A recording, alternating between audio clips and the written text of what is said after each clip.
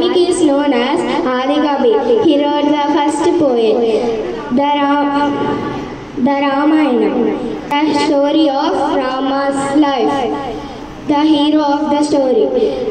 Ramayana is divided into 6 parts.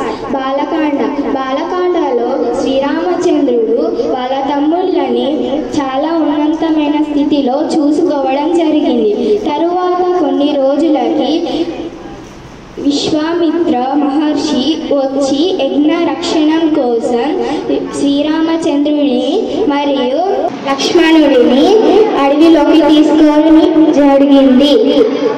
అక్కడ శ్రీరామచంద్రుడు తాటకి అనే రాక్షసిని వాళ్ళ పిల్లలని చంపడం జరిగింది.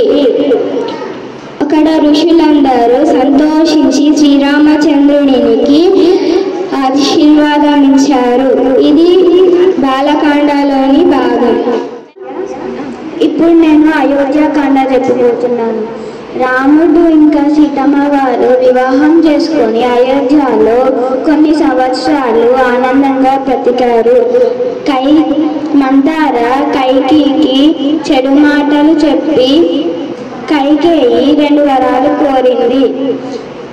భరతుడు రాజు కావాలి, భరతుడికి పట్టాభిషేకం చేయాలని కోరింది.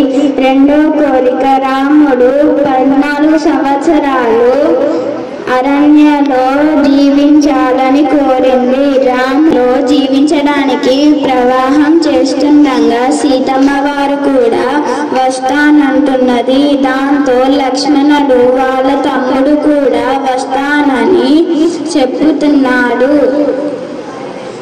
వెళ్తుండగా అయోధ్య ప్రజలు కూడా మేము కూడా మీతో పాటు వస్తాము, మీరు లేని మాకు జీవన లేదు.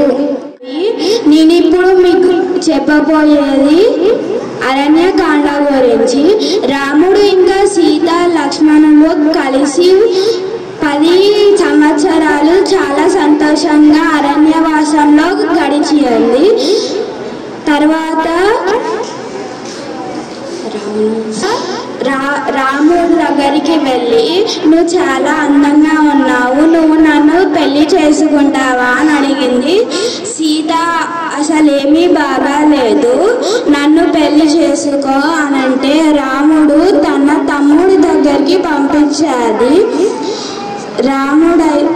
లక్ష్మణుడు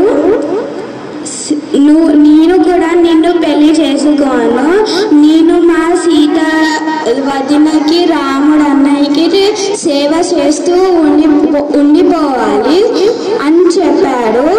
తర్వాత అలా కంటిన్యూస్గా అటు ఇటు జరిగింది. తర్వాత సీతని చంపేయాలని శూర్పణఖ ప్రయత్నించింది. లక్ష్మణుడు తన ముక్కుని ఇంకా చెవులని కట్ చేశాడు. శూర్పణఖ వాళ్ళ అన్నయ్య దగ్గరికి వెళ్ళి చెప్పబోతున్నా. రాముడు లక్ష్మణుడు వెతుకుతూ వెళ్ళి ఋష్యముఖ పర్వతం వెతుకుతూ వెళ్ళి అక్కడ హనుమంతుడు సుగ్రీవుడు వారి వానరుల సైన్యంని కలిసి వాలిని చంపేసి సీతని వెతకడానికి వెళ్ళారు. హరిశ్రీ అప్పుడు రాముడు హనుమంతునికి తన చేతి ఉంగరం ఇచ్చాడు సీతకు ఇవ్వమని. హనుమంతుడు సీత దగ్గరికి వెళ్ళే దారిలో రామ రామ అని రామ జపం వినిపించింది. అది ఎవరో అని రాముడు చూశాడు.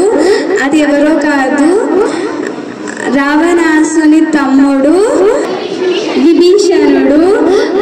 తనకి ధైర్యం చెప్పి సీత దగ్గరికి వెళ్ళాడు. సీతకు ఉంగరం ఇచ్చి అప్పుడు సీత మణి ఇచ్చింది రామునికి ఇవ్వమని.